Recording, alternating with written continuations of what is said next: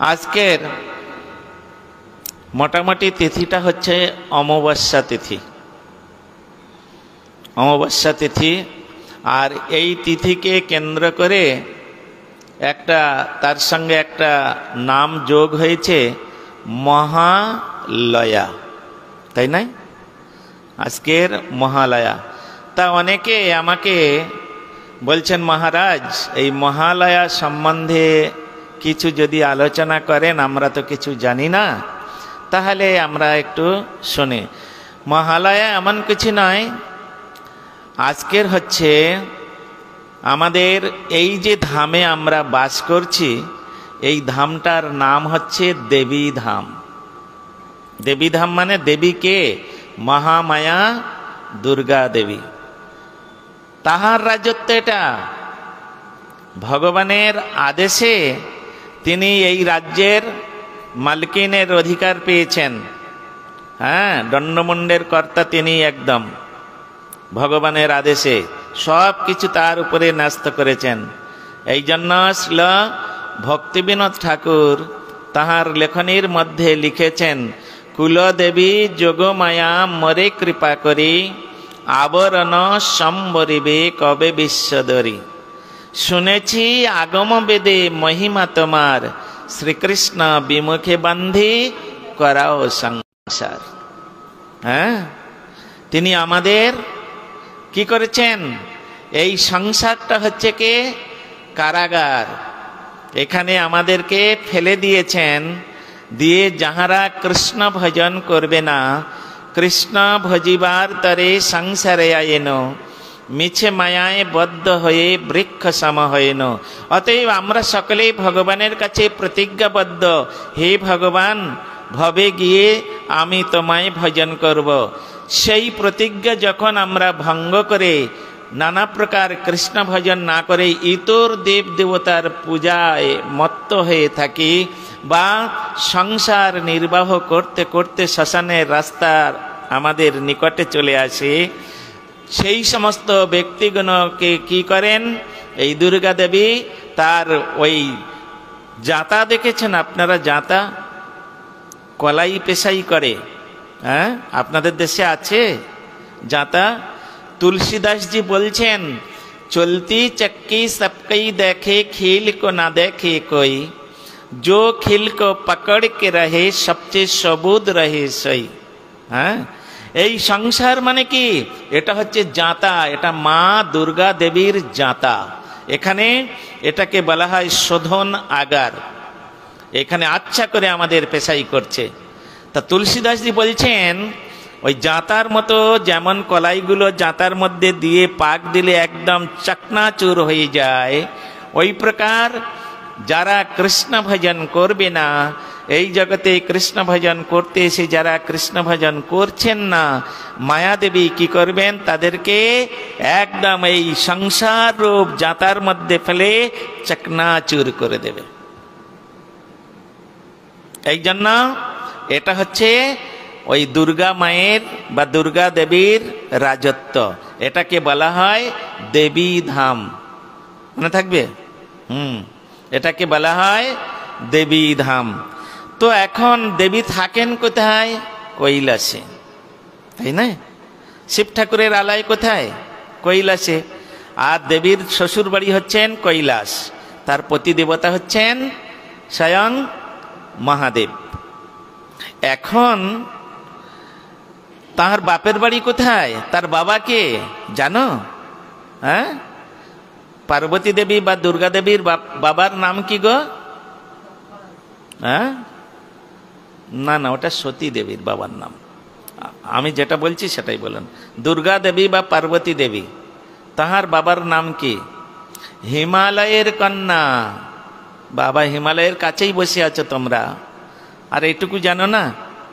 হ্যাঁ, হিমালয়ের কন্যা।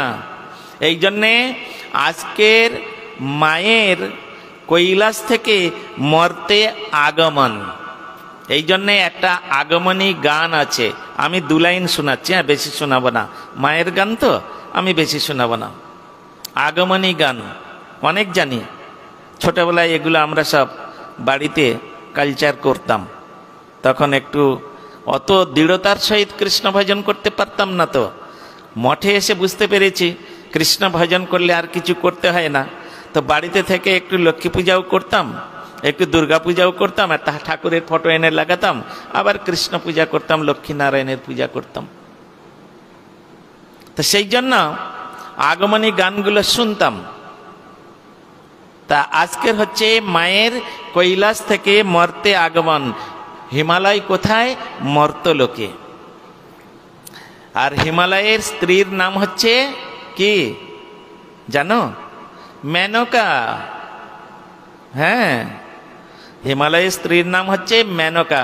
তা মেনকা হিমালয়কে বলছেন, গানটা আগমনী গান আছে না, গানের মাধ্যমে বলছেন, কবে বল যাবে গিরিরাজ গৌরীকে আনিতে, কবে বল যাবে গিরিরাজ গৌরীকে আনিতে, কেঁদে কেঁদে মাঝে আমার আছে পথে চেয়ে, কবে বলো যাবে গিরিরাজ গৌরীকে আনিতে।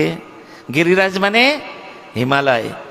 যত পর্বত আছে সমস্ত পর্বতের মধ্যে হিমালয় হচ্ছে সব থেকে উঁচু, এই জন্য একে বলা হয় গিরিরাজ। হ্যাঁ, এখন তোমরা বলবে যে না মহারাজ, আমরা তো গিরিরাজ বলতে গোবর্ধন পর্বতকে জানি, তাই না? আরে প্রশ্ন একটা করো, আমি উত্তর দেব। আমি নিজেই প্রশ্ন করে উত্তর দিব, ঠিক আছে? তো আমরা সকলে জানি, বিশেষ করে গৌড়ীয় বৈষ্ণবগণ, তাদের কাছে গিরিরাজ বলতে গেলে গোবর্ধন পর্বত, সেটা মহিমায়, উচ্চতায় নয়। মহিমায় হচ্ছেন সমস্ত পর্বতের আরাধ্য হচ্ছেন গিরিরাজ গোবর্ধন, এই জন্য তাকে গিরিরাজ বলা হয়। হ্যাঁ, তাকে গিরিরাজ বলা হয়। তা আজকের মা তিনি, এই যে মেনকা দেবী, তিনি তার পতিদেবতা অর্থাৎ গিরিরাজের কাছে বলছেন, তুমি কবে যাবে? 1 বৎসর হয়ে গেল। মেয়েটা বাপের বাড়িতে আসবার জন্য পথের দিকে প্রতিদিন তাকিয়ে তাকিয়ে কান্নাকাটি করে, কান্নাকাটি করে, তুমি শীঘ্রই যাও, নিয়ে আসো। তো গিরিরাজ অর্থাৎ হিমালয় গিয়েছেন, গিয়ে তখন সেইখানে গিয়ে গৌরীকে নিয়ে আসছে। আদি নাম হচ্ছেন গৌরী। হ্যাঁ, পার্বতী দেবীর আদি নাম হচ্ছেন গৌরী। গৌরী মানে পার্বতী দেবী, দুর্গা দেবী, মহামায়া। মহামায়া বলে এটা ভাববে না যে তিনি হচ্ছে কে কৃষ্ণ বিরোধী, এটা ভাববে না। কেন? গৌরী হচ্ছেন মানে পার্বতী দেবী বা মহামায়া দুর্গা দেবী, তিনি হচ্ছেন কৃষ্ণের বহিরঙ্গা শক্তি। হ্যাঁ, 3 শক্তি আছে, কৃষ্ণের 3টে শক্তি আছে। প্রথমে হচ্ছেন চিৎ শক্তি শ্রীমতী রাধা রানী। হ্যাঁ, এনাকে বলা হয় আহ্লাদিনী শক্তি। কেন আহ্লাদিনী শক্তি? কেন? রাধারানী সর্বদাই কৃষ্ণকে আনন্দ প্রদান করেন।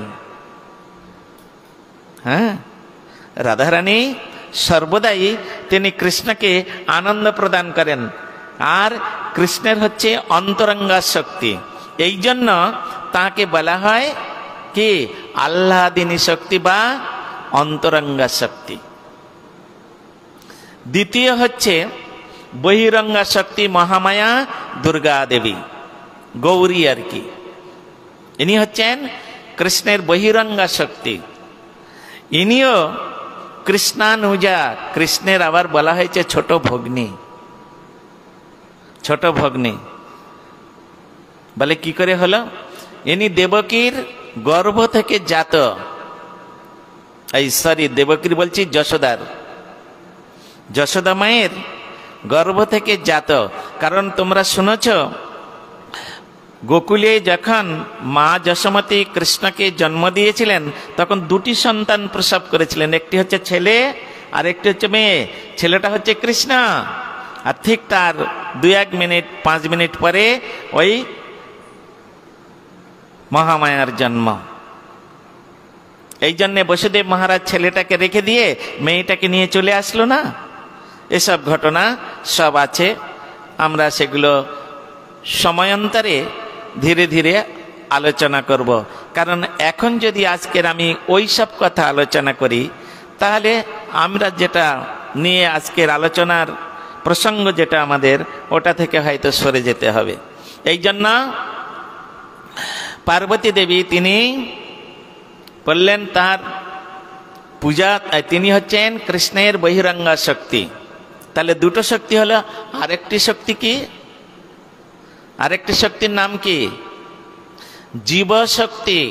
এই যে আমরা জীব আছে, অনন্ত কোটি যে জীব আছে, শুধু মানুষ নাই, পশু পাখি কীট পতঙ্গ বৃক্ষ লতা গুল্মাদি যত, যার মধ্যে প্রাণ আছে তাকে প্রাণী বলা হবে।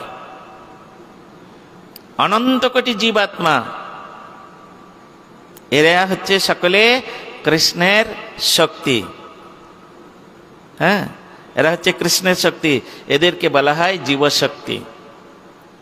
এই জন্যে কৃষ্ণের 3 শক্তি প্রধান: স্বরূপ শক্তি, জীবশক্তি, হ্যাঁ, মায়া শক্তি নাম।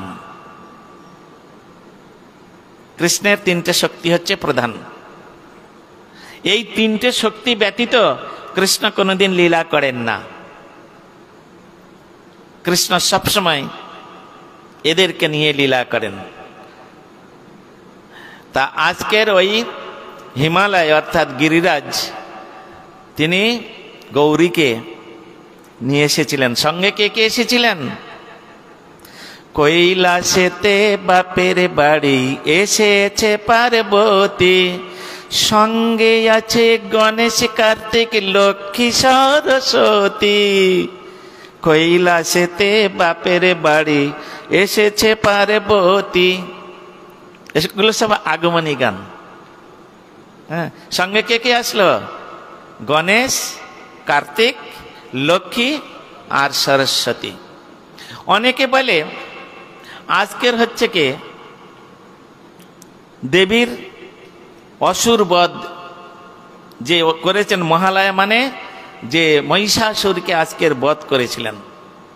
না, মহিষাসুরকে আজকে তিনি বধ করেননি। আমরা পেয়েছি সেখানে বলছেন তিনি আজকের মহিষাসুরকে বধ করার জন্য এই জগতে অবতরণ করেছেন। কি বললাম? মহিষাসুরকে বধ করার জন্য। কারণ মহিষাসুর এমন অত্যাচার আরম্ভ করেছেন, স্বর্গ রাজ্য পর্যন্ত দখল করে নিয়ে সমস্ত স্বর্গের দেবতাদের তাড়ি দিয়ে স্বর্গের সিংহাসনে বসে গেছে, আর মর্তলোকে এবং পাতাল লোকে 3টে লোককে একেবারে উদ্ব্যস্ত করে ফেলেছেন। ত্রাহি ত্রাহি রব, দেবতারা পারছেন না, এমন সে বর গ্রহণ করেছেন ব্রহ্মার কাছ থেকে, সকলকে একবার মেরে পিটে একেবারে। তখন সমস্ত দেবতারা মিলে দেবী মায়ের কাছে, আর স্বর্গে তো পার্বতী দেবী থাকেন না, তিনি কোথায় থাকেন? কৈলাস। তা কৈলাসটা স্বর্গে নাই, এই জন্য তার কাছে সবাই প্রার্থনা করছেন, মা আমাদের তুমি রক্ষা করো, তোমাদের ধামে, এটা তোমার ধাম, তোমার ধামে এরকম একটা অসুর অত্যাচার করবে, আমাদেরকে তোমার সাধন ভজন করতে দিবে না, তোমার নাম গুণাগুণ কীর্তন করতে দিবে না, এটা তো হতে পারে না, তুমি একটা ব্যবস্থা নাও। এই তখন মহামায়া দুর্গা দেবী তিনি দশভুজা মূর্তি ধারণ করলেন।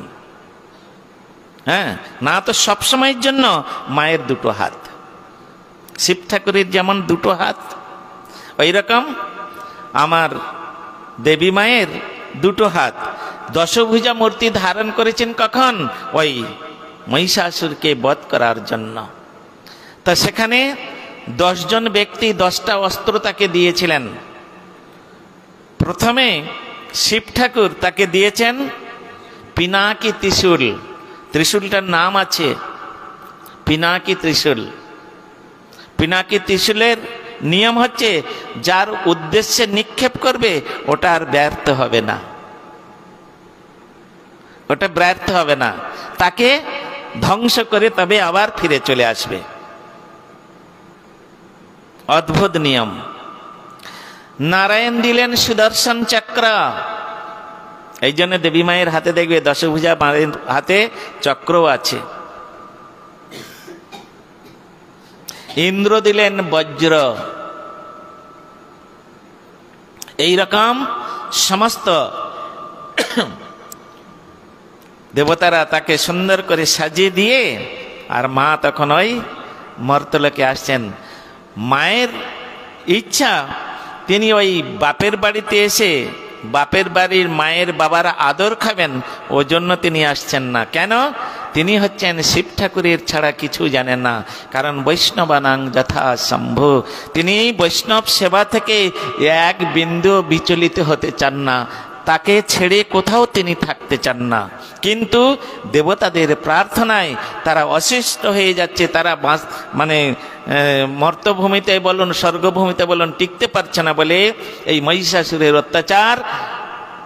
তাই মহিষাসুরকে বধ করার জন্য তিনি ওইখান থেকে এসেছেন। আজকের মায়ের আগমন, বুঝলে? আর এরপরে আজকের মহালয়া হয়ে গেল, ঠিক 5 দিনের পরে 6 দিনের দিন ষষ্ঠী। ষষ্ঠী মানে, ষষ্ঠী শব্দের অর্থ কি? ষষ্ঠী পূজা কে? ষষ্ঠীটা কে? ষষ্ঠীর অধিষ্ঠাত্রী দেবী কে? ইনি হচ্ছেন দুর্গা দেবী, গৌরী।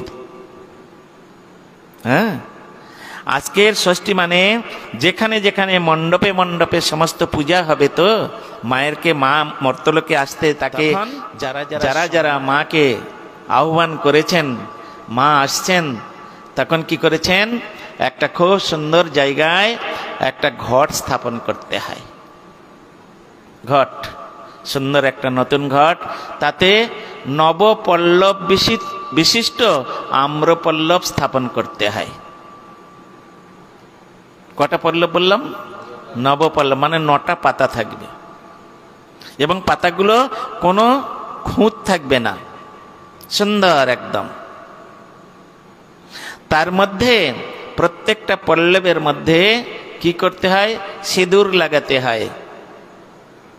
সিঁদুর লাগিয়ে দিয়ে, আর এই ঘটের মধ্যে গঙ্গা জল আর নানা রকম সুগন্ধিত ঔষধি সব, যেমন অগুরু, চন্দন, কুমকুম, হরিতুকি, এই সমস্ত জিনিসগুলো পঞ্চগব্য, পঞ্চামৃত, এগুলো ওর মধ্যে দিতে হয়। দিয়ে আর ওর মধ্যে একটা সুন্দর একটা নারিকেল ওর মধ্যে রাখতে হয়।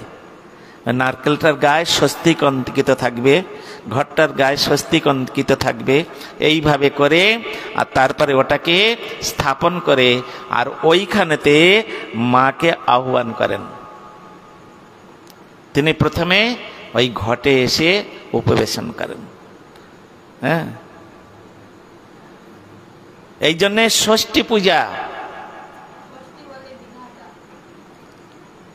আরে বিধাতা মানে কি? বিধাতা নাই, বিধাতার আজ্ঞাবাহী ভৃত্যা। বিধাতা হচ্ছে ভগবান, বেটা ছেলে। বিধাতা শব্দের অর্থটা হচ্ছে বেটা ছেলে, ওটা ভগবানই করেন। তা এখন আমরা জানি নাই, তাই বলে দিই। তা এখন ষষ্ঠী মানে পার্বতী দেবী বা দুর্গা দেবী বা গৌরী। এই জন্যে এই সমস্ত বিচারগুলো আমাদের দেবী পুরাণের মধ্যে, দেবী পুরাণ এটা হচ্ছে উপপুরাণ। 18 যা পুরাণ আছে আর 18টি উপপুরাণ আছে। তার মধ্যে দেবী পুরাণ একটা পুরাণ, সেই পুরাণের মধ্যে এই সমস্তগুলো বর্ণনা করেছে। এর নাম হচ্ছে মহালয়া। মহা মানে বিশাল, খুব বড়। হ্যাঁ, আলয় মানে বসবাস করার গৃহ। হ্যাঁ, তা কোথায় এসেছে? হিমালয়ের বাড়িতে এসেছে। হিমালয় পর্বতটা কত বড় বলুন তো? কি শেষ করতে পারবেন সারা জীবনে পরিক্রমা করে? যদি একটা হেলিকপ্টার দেওয়া হয় তাও শেষ করতে পারবেন? কেন? হিমালয় পর্বতটা এত উঁচু, আর এমন একটা জায়গায় গেলে হেলিকপ্টার কাজই করবে না তখন। বুঝলেন? এই জন্য একে অতিক্রম করা যায় না। এই জন্য বলেছেন মহালয়। মহালয় মানে হিমালয়ের বাড়িতে আজকের পার্বতী দেবীর আগমন। বুঝলেন? এই হচ্ছে মহালয়া। তারপরে 6 দিন পরে ষষ্ঠী, আর তারপরে সপ্তমী, অষ্টমী, নবমী, দশমী।